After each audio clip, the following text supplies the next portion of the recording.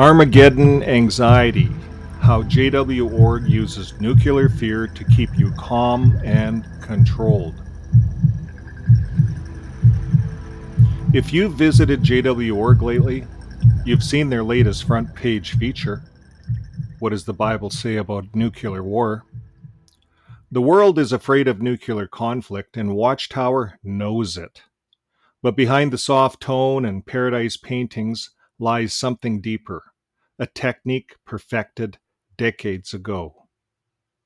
And here's the zinger, because when fear is the product, obedience is the purchase.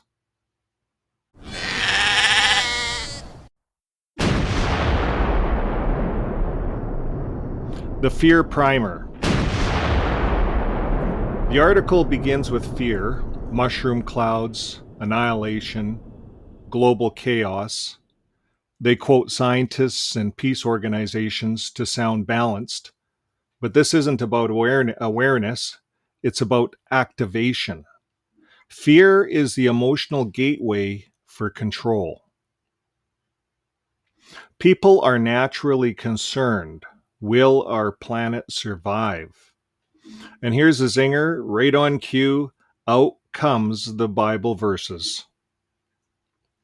Prophecy and authority. Next comes the scriptural validation. They connect every conflict to prophecy, proof that we're in the last days. It's a formula that keeps people anxious but loyal.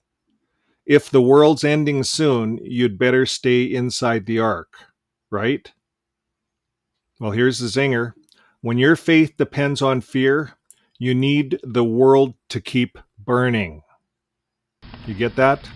When your faith depends on fear, you need it. That's your faith. You need the world to burn around you. And that's what we were taught. I was in the Watchtower for 30 years. We were taught that, and we lived it every day. Now, the birth of Armageddon marketing,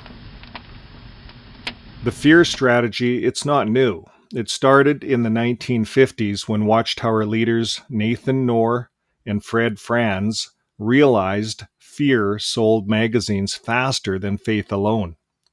During the Cold War, they filled publications with atomic fire and end-time warnings, paired with pastel paradise scenes. It was deliberate. Knorr was the businessman, Franz was a storyteller. Together, they turned Armageddon into a marketing campaign, a perfect loop of fear and hope. And here's the zinger, new fears, same fingerprints.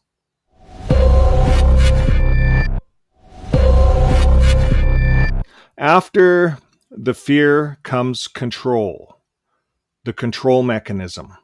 JW.org tells followers to avoid information that causes anxiety, like news, discussions, opinions. That might sound like self-care, but it's really information isolation. When they tell you not to look at other people's news except theirs, that's insulation. That's information isolation. Information isolation. And when you limit input, dependency grows. So if all you look at is Watchtower, you're dependent on them. You're still a baby sucking their milk. And here's the zinger. That's not peace, folks. That's programming.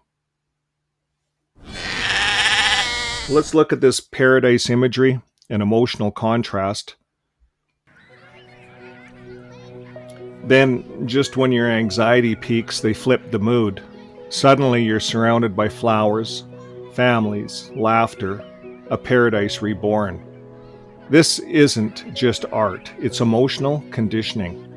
Fear equals danger, obedience equals safety. And here's the zinger, you're not choosing faith, you're choosing relief after trauma. And the rebranding of Armageddon, the article insists that God won't cause nuclear war, but replaces it with divine destruction. Armageddon, they say, will be targeted, only the wicked. But who defines wicked?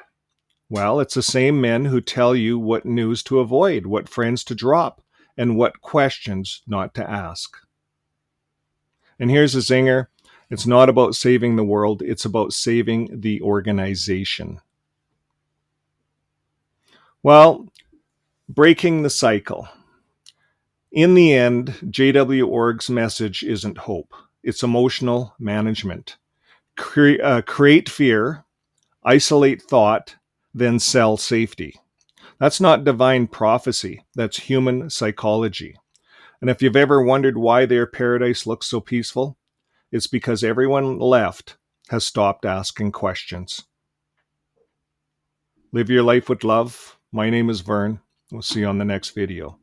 Bye for now. Well, before we wrap up, I want to take a moment to thank our Coffee Club supporters. These are the folks who help keep fixing my faith going.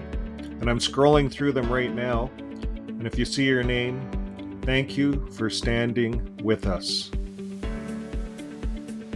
But here's the thing. The best way you can support us is absolutely free. Over almost 60% of our viewers are not subscribed. So if you've been watching and getting value out of these videos, hitting that subscribe button tells YouTube to share this with more people who need it. So subscribe, like, and share. And we also run a completely free community. It's called ExJWFriends.com. That's where you can find it on the website, ExJWFriends.com. And then on the website, once you go there, there's a link to the private Discord channel. And that's where people have a lot of fun. People share their stories, they get support, and they can connect without judgment.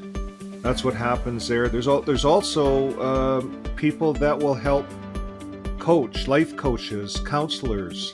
There's all kinds of support at ExJW Friends. And if you're waking up or just need to talk it out, that's where you want to go. So here's a link on screen in case you want to find it.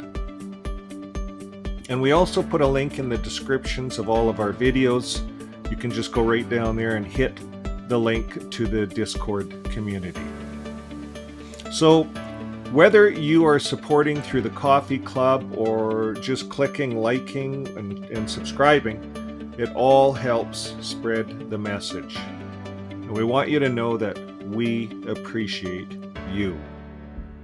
Live your life with love, and I'll see you on the next video. Bye for now.